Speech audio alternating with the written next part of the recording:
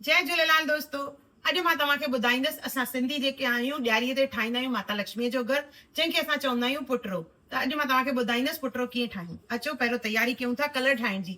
शुरूअ में जेॾी महिल असांजा वॾा इहे पुटरो ठाहींदा हुआ त कलर मौजूदु न हुआ, त कलरनि जे लाइ उहे इस्तेमालु कंदा हुआ नील। जीअं असांखे नीरो कलर खपे यानी ब्लू कलर, त उनजे लाइ सुकी नील जो यानी जंहिंखे असां सिंधीअ में चवंदा आहियूं गुली, उनजो इस्तेमालु कंदा हुआ। और ॻाढ़े कलर जे लाइ कुमकुम जो इस्तेमालु कंदा हुआ यानी सिंदूर जो। त हे ॿई कलर असांजा तयार थी विया आहिनि। अचो त हाणे असां पुटरो ठाहियूं था, मतिलबु लक्ष्मी माता जो घर जेको असां ॾियारीअ ते हणंदा आहियूं। हिते मां वॾे पेपर जो इस्तेमालु कयो आहे। पेपर नंढो वॾो साइज़ जेका आहे तव्हां पंहिंजे हिसाब सां करे सघंदा आहियो। इन ते मां बॉक्सिस ठाहिया आहिनि। इहे बॉक्स जेके आहिनि 3, 5 या 7 यानी 21 अंग में हुअणु खपनि, या 9 बि हली सघंदो आहे, पर 21 अंग हुअणु खपे। हीअ जेका आहे ॾाकण थींदी आहे। ॾाकण जो आख़िरी हिसो जेको आहे उहो खुलियल हूंदो आहे। चवंदा आहिनि त लक्ष्मी माता इन मां प्रवेश कंदी आहे। त हाणे अचो असां हिनखे पहिरियों ब्लू कलर जेको आहे नील जो, उन सां कलर कंदासीं।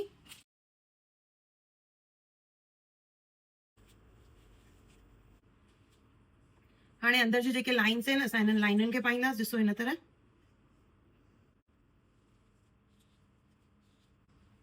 चवंदा आहिनि त इहो लक्ष्मी माता जो घर आहे जंहिंमें लक्ष्मी माता विराजमान थींदी आहे। इन खां पोइ असां ठाहींदासीं घर जे ॿाहिरि ॾाकण हूंदी आहे, त उहा ॾाकण जंहिंमां लक्ष्मी माता प्रवेश करे घर में। घर जी गेट जेका आहे खोले रखणी आहे। इन खां पहिरियों मां हिकु वीडियो अपलोड कयो हो जंहिंमें मां इहा गेट बंदि ॾेखारी हुई, जेका मूंखां मिस्टेक थी वई हुई। हाणे हितां खां चालू कंदासीं असां। हर बॉक्स में असांखे क्रॉस जो निशान ॾियणो आहे। हिकु बॉक्स ते क्रॉस ॾींदासीं, उन खां पोइ हिकु छॾींदासीं हिन तरह। ऐं ॾिसो हिकु छॾे ॿिए बॉक्स ते असां ब्लू निशान कया आहिनि, मीन्स क्रॉस कयो आहे। हाणे जेके बचिया आहिनि न बॉक्सिस, उन ते असां हाणे सिंदूर वारा कंदासीं।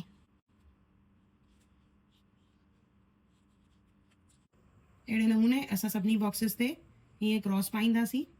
हाणे जेके नीरा बॉक्स आहिनि उन्हनि में असां ॻाढ़ा डॉट हणंदासीं।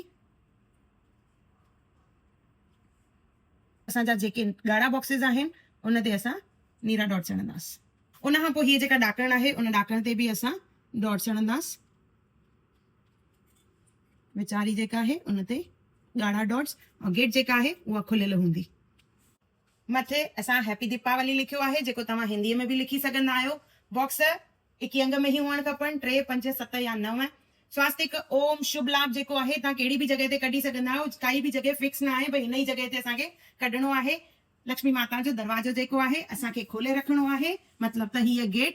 उन खां पोइ मेन इंपॉर्टेंट ॻाल्हि असांजी जेका आहे, सिंधीअ में मां लिखियो आहे ॾियारी माता भली करे आई, जेका हर घर में खुशहाली आणींदी, सुख समृद्धि और शांति।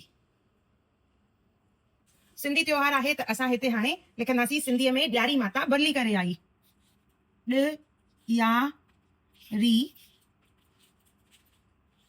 माता भली करे आई।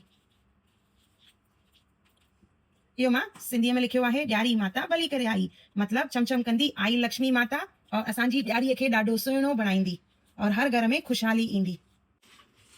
इहो असांजो लक्ष्मी माता जो घर यानी असांजो सिंधी पुटरो तयार थी वियो आहे, जेको असां लक्ष्मी पूजा ॾींहुं असां दीवार ते हणंदा आहियूं। साइज़ नंढी वॾी तव्हां पंहिंजे हिसाब सां करे सघंदा आहियो। बॉक्स 21 अंग में ही हुअणु खपनि।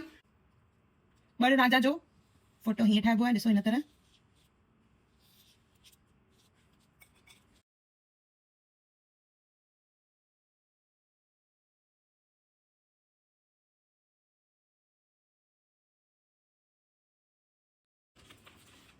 जीअं असां लक्ष्मी माता जो घर ठाहींदा आहियूं पुटरो, त पुटरे सां गॾु जाम ॼणा जेके आहिनि बड़ राजा जो बि हिन तरह फोटो ठाहे हणंदा आहिनि।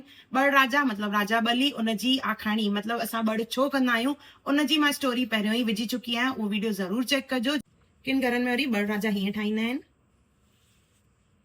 राजा आहे त उनजो मुटुक